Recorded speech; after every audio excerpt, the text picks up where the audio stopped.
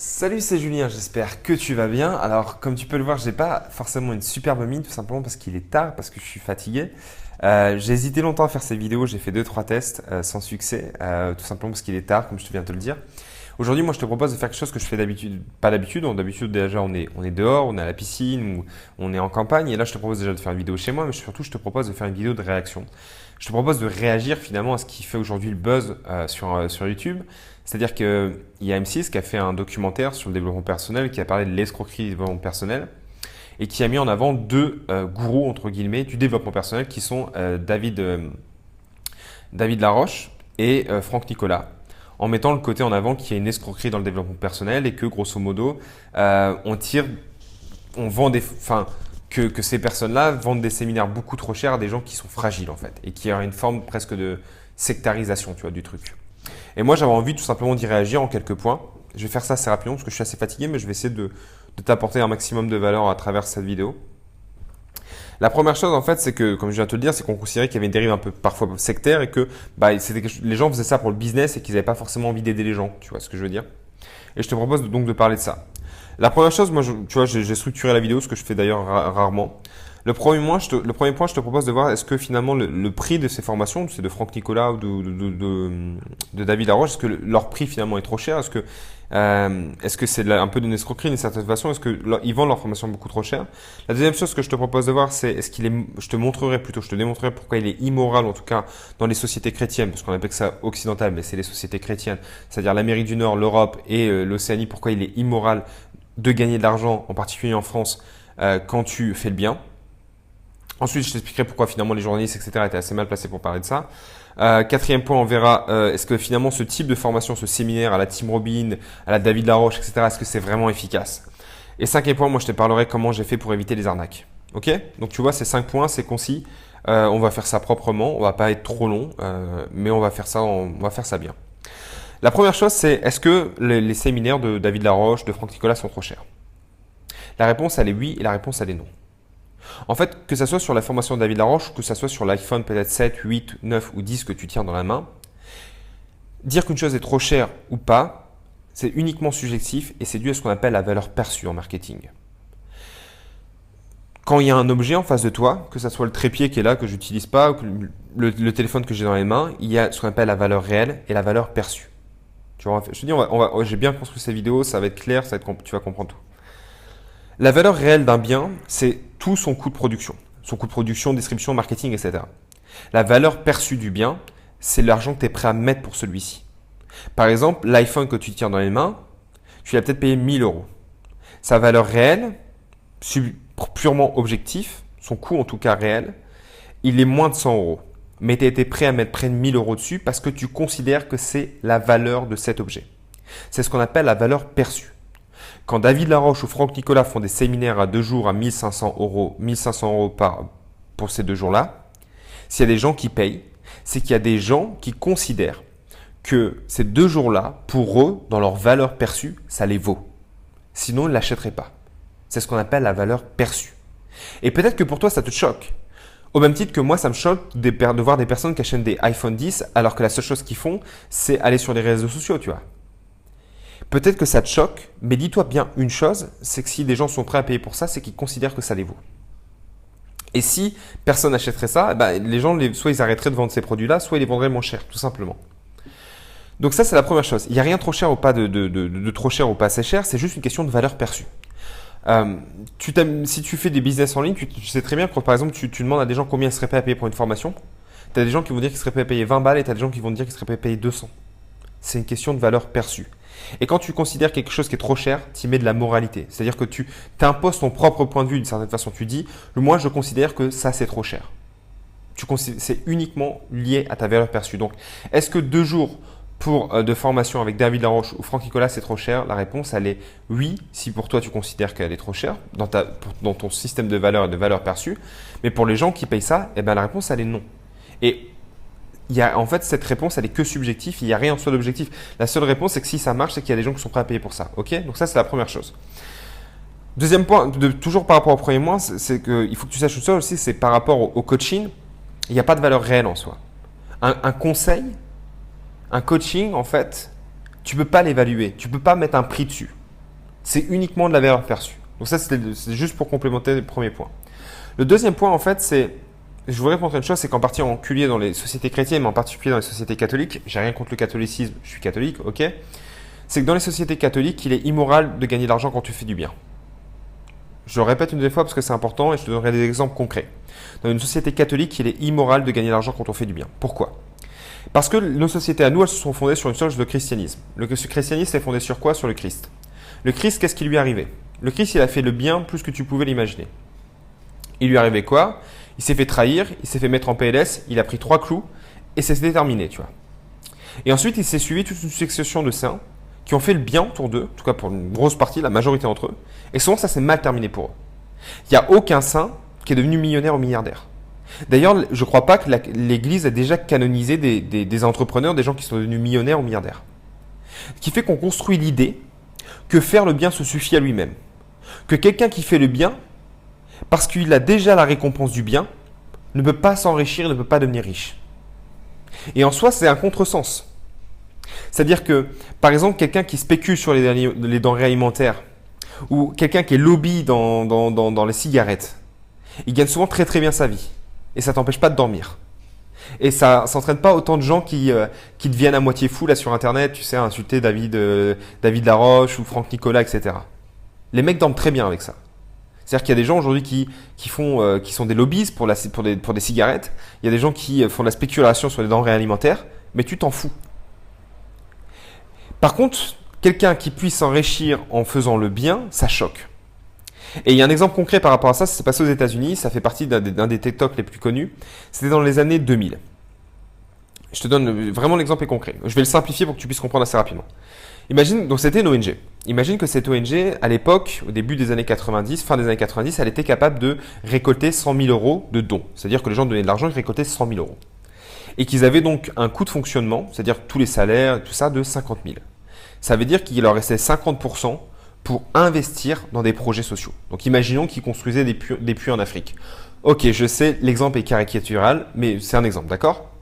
Donc ils pouvaient investir 50 000 euros. Et puis un mec est arrivé qui a changé la stratégie. Au lieu de recruter des mecs pas chers, il a recruté les mecs les plus chers du marché. Il a mis énormément d'argent dans la communication. Et ce qui s'est passé, c'est que cette ONG, elle a récolté non plus 100 000 euros, mais 1 million d'euros. Sauf que ses coûts de fonctionnement, tu sais, c'est toutes les charges, ils étaient plus de 50 000, mais de 500 000. Donc au final, certes, tu vois, l'ONG, elle dépense 10 fois plus d'argent, mais elle en récolte 10 fois plus. Et donc, elle a 10 fois plus de moyens d'agir. Et aux États-Unis, ça fait scandale. Ça fait scandale qu'on puisse payer aussi cher en fait, des personnes qui sont censées travailler pour le bien dans des ONG, alors qu'au final, on a jugé ça immoral, alors que d'un point de vue purement logique, en fait, c'était logique. Il recrutait les meilleurs pour faire le bien. Il dépensait non plus beaucoup plus d'argent dans la com, mais il avait beaucoup plus d'argent à investir. C'était considéré comme immoral par les gens, parce qu'on considère que les gens qui travaillent dans une ONG ne devaient pas gagner beaucoup d'argent. La même chose qu'on peut considérer que des gens qui sont là pour t'aider, te coacher, n'ont pas à s'enrichir dessus. Et ce qui s'est passé, c'est que l'ONG s'est terminée, l'ONG a fermé, et puis ça fait un scandale et ça s'est terminé. Et de la même façon, c'est que dans nos sociétés à nous, on a du mal à considérer que quelqu'un qui fasse du bien puisse devenir riche. On considère qu'au mieux, il peut juste en vivre. Mais que s'il devient millionnaire ou milliardaire par rapport à ça, c'est immoral. Donc ça, c'est le deuxième point. Le troisième point, ça c'est juste, c'est un peu gratuit, c'est que clairement, les médias ne sont pas du tout les mieux placés pour parler d'argent. Honnêtement. Aujourd'hui, tu vois, aujourd'hui, la presse française, par exemple, elle est financée par tes impôts. C'est-à-dire que aujourd'hui, la presse française, si l'État ne les donnait pas des subventions, s'ils n'avaient pas un taux de TVA particulier, la presse française n'existerait pas. Aujourd'hui, par exemple, tu vois ce que je veux dire, c'est que mettons que des gens comme David Laroche ou Franck Nicolas, ils vivent de leur connaissance. C'est-à-dire qu'ils ont appris des choses et ils forment des gens, tu vois. La télévision, elle vit de quoi ? La télévision, elle vit de la pub. Et elle vit du fait qu'il y a des gens, des entrepreneurs, pas des entrepreneurs, plutôt des lobbies qui ont acheté des télévisions pour tout simplement avoir un peu plus de pouvoir. Et ça vit de la publicité. Et je pense pas que M6 se pose des questions quand il y a des publicités de Coca ou de McDo ou de choses qui sont pas bonnes pour ta santé, qui broadcast, enfin qui diffusent sur leur chaîne de télévision. Ça leur pose pas de problème. D'accord? Et je pense qu'on est tous d'accord pour dire que la télévision est loin, mais alors très loin de t'apporter des choses positives dans la vie. Donc ça là, c'est juste un truc gratuit, mais ce que je veux dire, c'est que si tu veux la télévision, leur objectif c'est de faire le buzz, c'est de faire de vues. Et donc ils vont pas nuancer leurs propos. C'est-à-dire qu'à chaque fois, dans des documentaires, et si tu t'en as sûrement parfois été victime, c'est que ils te montrent un événement, ils sélectionnent 2 ou 3 images, ils leur font faire ce qu'ils veulent, ils leur font dire ce qu'ils veulent dire. Et si là, mettons quelqu'un, je vais pas prendre sa défense parce que tu vois, moi, je m'en fous, mais par exemple, si ils ont refusé des interviews, ces personnes-là, c'est qu'ils savent très bien comment ça marche. C'est qu'ils savent très bien que quand tu fais une interview avec un journaliste, l'interview va durer 45 minutes. À la télévision, ils vont passer 5 minutes et ils feront dire ce qu'ils veulent aux images. Donc, clairement, honnêtement, les journalistes sont très très loin d'être honnêtes en général et que ce qui leur intéresse finalement, c'est de faire le buzz et qu'on retienne un peu leur nom, tu vois. Donc ça, c'est peut-être le troisième point. Le quatrième point, c'est est-ce que finalement ces séminaires-là, c'est efficace? D'accord? Est-ce que finalement, aller à un séminaire de 1500 euros, c'est efficace? La vérité, c'est qu'il y a des gens qui ont vraiment changé leur vie avec ça. La vérité, c'est qu'il y a vraiment des gens qui ont changé leur vie à travers Tim Robbins, à travers d'autres personnes comme ça. Ok? Le truc, c'est que, pour moi, en tout cas, je pense, c'est que c'est pas le cas de la majorité des gens. Tout simplement parce que les gens, en fait, ce qu'ils font, et c'est là, en fait, enfin, le quatrième et le cinquième point sont reliés, c'est que tu sais, beaucoup de gens qui vont à des séminaires de David Laroche, de Franck Nicolas, en fait, ce qui sont à la recherche, mais c'est pas moi qui le dis, hein, c'est Seth Godin, qui est quelqu'un que tu dois lire, évidemment, c'est qu'en fait, la plupart des gens sont à la recherche d'un hack. C'est-à-dire qu'ils sont à la recherche de quelque chose qui leur permette, je sais pas, peut-être un déclic. Voilà, les gens sont un hack en français, on peut traduire par déclic. Un déclic qu'ils vont changer, qui vont devenir complètement différents. Et les gens recherchent ça. Et parfois, certains vont à travers ces séminaires-là trouver l'énergie. Mais en fait, je pense pas honnêtement que c'est la plupart des gens. Mais les gens recherchent ça. Et donc, le problème, c'est que la plupart des gens parfois recherchent un hack. Et je pense que c'est contre-productif. Mais il y a des gens, en tout cas, réellement, je pense qu'ils peuvent changer leur vie à travers ça. Mais moi, là où je voulais partager un truc, c'est comment éviter finalement les arnaques. Comment éviter de te faire arnaquer, de perdre de l'argent dans le développement personnel, etc. La meilleure façon de te faire arnaquer, de ne pas te faire arnaquer, elle est simple. Au lieu d'aller dans un séminaire que tu payes 1500 euros, tu achètes un livre que tu payes 10. Tu le lis et tu l'appliques. Et je vais te dire une chose. Si tu n'es pas capable d'appliquer peut-être même juste 10% d'un livre que tu lis de développement personnel, et je te jure que ce n'est pas si simple que ça. Ça ne sert à rien de mettre 1500 euros dans une formation. Ça ne sert à rien d'aller à un séminaire pour 1500 euros. Le truc, c'est qu'il faut y aller graduellement. C'est-à-dire que, mettons, si c'est quelqu'un que tu aimes bien, peu importe que ce soit David Laroche, David Lefrançois, Franck Nicolas, peu importe. Le truc que tu dois faire, c'est t'achètes ton livre. Tu mets des choses en pratique. Si ton standing de vie, si ton standard de vie il augmente, si grâce à ça, ça augmente, t'achètes une formation en ligne. Peut-être qu'il vaudra peut-être 100 ou 200 euros. Si ta vie, elle s'améliore après ça, dans ces cas-là, tu peux aller au séminaire. Ok? Par contre, si tu achètes son livre et qu'il y a rien tu mets rien en pratique, commence pas à acheter une formation. Et commence pas non plus à aller au séminaire. Parce que si tu recherches un hack, ça ne marchera pas. Donc le truc, en fait, c'est d'y aller graduellement. Si tu achètes son livre, que tu mets les choses en pratique, que tu t'accroches avec ce type-là, que ce mec te fait kiffer, qui t'aide à t'améliorer, tu achètes son livre, tu mets les choses en pratique, si les choses vont mieux, tu peux acheter une formation en ligne. Ça t'aide, tu vas mieux. Clairement, au niveau de tes résultats, ça se voit. Tu vois, tu as plus d'amis, tu es plus épanoui, tu as plus confiance en toi, tu gagnes mieux ta vie, tu as un meilleur job. Dans ces cas-là, tu peux te dire, ok, maintenant je peux peut-être passer, aller me faire un kiff et voir son séminaire. Parce que j'ai les résultats déjà. Mais si tu n'as aucun résultat dans ta vie, va pas commencer à péter 1500 euros dans un séminaire. C'est tout. Rien de plus. Je te donne un autre exemple. Une fois, tu vois, donc un des coachs que j'ai cité, en fait, ils offraient des coachings gratuits. Et donc, en fait, le truc, c'est que tu t'inscrivais au coaching gratuit. Sauf qu'en fait, moi, je savais que c'était comme ça parce que je bosse dans le marketing, ça m'a pas choqué. Mais en fait, si tu veux, donc quand tu t'inscrivais au coaching marketing, en fait, c'était une façon de récupérer ton email. Et en fait, ce qu'il disait, c'est qu'il n'y avait plus assez de place pour coacher gratuit. Par contre, s'il voulait t'offrir 1 heure de coaching pour 200 balles ou quelque chose comme ça, ou 150 euros, 100 euros. Et je ne l'ai pas fait. Et tu sais pourquoi je ne l'ai pas fait? Pas parce que j'ai considéré que le coaching était mauvais, mais par rapport à moi-même, étant donné que je n'avais pas encore mis en pratique peut-être la moitié de ce que j'avais lu, j'ai dit, mec, tu commenceras à mettre 100 euros dans des coachings quand tu auras mis la moitié au moins de ce que tu as lu dans tes livres et quand tu auras eu des vrais résultats. Et c'est l'exigence que tu dois avoir avec toi-même. Et si je parle de développement personnel, tu sais, la plupart des gens, en fait, ce qu'ils essayent parfois de faire, cette vidéo commence à être vraiment longue, ce que les gens essaient souvent parfois de faire, c'est que ça va pas contresens de ce que je vais te dire. C'est que ce que je vais te dire, ça vient, je vais le citer, tu vois. Ça vient d'un mec, moi je suis pas mal, tu peux aller voir, il s'appelle Jonathan Peterson. C'est un Canadien ou un Américain. Les vidéos sont en anglais, si tu as un bon niveau en anglais, tu comprendras que dalle, je suis désolé. Et lui, il t'explique une chose, c'est que parfois, et ça peut être un problème dans le développement personnel, dans des vidéos qui sont trop inspirantes, dans des vidéos de motivation, c'est qu'en fait, ça te décroche de la réalité. C'est un truc qui te fait du bien, mais sur le court terme. Au même titre que de la branlette ou du chocolat, tu vois. Ça te fait du bien sur le coup, mais après, tu reviens dans la réalité. Tu vois, par exemple, des fois, tu écoutes des speeches ou des trucs comme ça, tu sais, ça t'inspire, tu as envie de pleurer, tu as un délire de gratitude, tu es au top. Mais ça, c'est un état qui dure pas longtemps en fait. Et à un moment donné, tu reviens dans la réalité. Et Jonathan Peterson, ce qu'il dit, c'est que parfois, au lieu de délirer grand, tu sais, de dire ah putain, je me vois faire ça, j'ai ce rêve de faire ça. Je te dis, ça va à l'encontre un peu de ce que tu entends. Au lieu de parfois d'être dans un délire et d'avoir de voir très loin et très grand, ce qu'il dit, c'est parfois et c'est pour moi, je pense que c'est le début du développement personnel, c'est de se reconcentrer sur maintenant. Qu'est-ce que je peux fixer dans ma vie maintenant? Tu vois? Et en fait, le truc est simple, c'est-à-dire que, tu vois, par exemple, ce que tu peux fixer maintenant dans ta vie, peut-être tu as une vie de merde, peut-être que tu regardes cette vidéo et que tu as vraiment une vie de merde. Et tu dis, mais putain, moi, qu'est-ce que je peux fixer maintenant? Et bien, peut-être que tu regardes cette vidéo et tu es allongé sur ton lit et que ton lit n'est pas fait. Et que la première chose que tu peux fixer maintenant, la première pierre en fait que tu peux mettre au bâtiment, c'est refaire ton lit. Peut-être que tu as plein de trucs qui traînent chez toi, peut-être que tu as la vaisselle que tu n'as pas encore fait. D'ailleurs, il faut que j'aille faire la mienne, tu vois. Et ben ça, tu peux le fixer maintenant.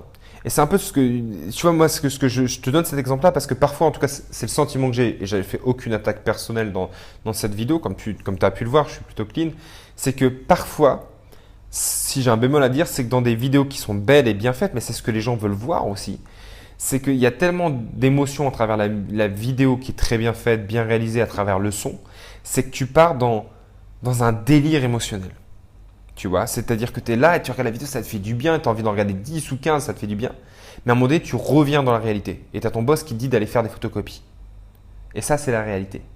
Et si moi j'avais un truc à te donner, peut-être un conseil dans la mesure des choses, c'est de te remettre dans la réalité, de garder à l'esprit ce que tu veux, mais de rester concentré sur la réalité. D'avoir la tête, les pieds sur terre et peut-être parfois la tête sur les nuages, mais d'être toujours dans le concret. De fixer ce qui peut être fixé maintenant. Et si ta situation ne te plaît pas, non pas de partir dans des transes émotionnelles, mais d'avoir un plan en fait. Et d'y aller tranquillement, pierre par pierre. Un peu, tu sais, comme la tortue qui gagne la course face au lapin. Et ben, c'est un peu le délire que je te dirais. Donc, cette vidéo a été longue. En fait, je ne pensais pas parler autant. Je pensais pas. Donc voilà, bref. Tu vois, comme je l'ai vu, je voulais juste te donner quelques clés. Il n'y a pas de formation trop chère. Il y a juste une valeur perçue. Il y a des gens qui sont prêts à payer pour. Il y a des gens qui ne sont pas prêts à payer pour. Il y a quelque chose parfois dans une société occidentale qui est presque malsain dans le fait de gagner de l'argent en faisant le bien. C'est quelque chose qu'on a du mal à accepter. C'est moral. C'est comme ça. Est-ce que finalement ces formations, ces séminaires, est-ce que c'est vraiment efficace? Clairement, il y a des gens qui ont changé leur vie. Est-ce que la majorité ont changé leur vie? J'en sais rien. Il n'y a pas de stat officiel là-dessus. Si moi, en tout cas, j'ai un bémol à dire, c'est que parfois, quand on est dans des transes comme ça émotionnelles, des variations émotionnelles, on se déconnecte de la réalité et finalement, c'est un bien pour un mal. C'est-à-dire que c'est une forme, ça nous fait du bien, mais ça ne nous en renvoie pas vers le concret. Et que je trouve que le concept de Jonathan Peterson de je me remets dans le concret, je vais refaire mon lit, je vais nettoyer ma chambre, je vais peut-être refaire sa décoration, je vais faire attention comment je m'habille, je vais faire attention comment je me comporte avec les gens que je compte, tu vois, que j'ai au quotidien. Tu sais, peut-être avant de réfléchir à comment réformer en France le système éducatif, tu ferais peut-être mieux de te concentrer à comment tu vas éduquer tes enfants, tu vois. Se reconcentrer sur le réel. Et puis le quatrième conseil, c'était que si tu veux jamais te faire arnaquer, vas-y en façon graduelle. S'il y a un mec que tu aimes bien, Regarde sa vidéo gratuitement, il y a déjà de la matière. Franchement, Franck Nicolas et David Laroche, ils font des super vidéos, tu vois, gratuitement, tu vois. Et si t'as pas une thune ou si t'as pas envie de mettre de thune, travaille avec ça déjà. Travaille avec ça, putain. Et si le mec te plaît, achète son livre. Et si en mettant en pratique, tu as des résultats, achète sa formation. Et si en achetant sa formation, en mettant en pratique, tu as des résultats, va au séminaire. Mais va pas directement au séminaire si tu n'as jamais testé les choses avant. Enfin voilà, j'ai essayé d'être bienveillant à travers cette vidéo. C'est pas exactement ce que je voulais faire, mais bon, c'est pas grave. Bref, comme d'habitude, prends soin de toi. On se retrouve prochainement pour pour une nouvelle vidéo. Je suis très fatigué, j'ai du mal à parler, tu vois. Bref, en tout cas, moi j'espère que ça t'a été utile. Donne-moi ton feedback dans les commentaires. Si c'est toujours pas le cas et si tu trouves que c'est plutôt intéressant, que je peux t'aider, que ça crée de la valeur finalement cet échange, n'hésite pas à t'abonner et à liker ces vidéos. Passe une bonne soirée. C'était Julien. Salut.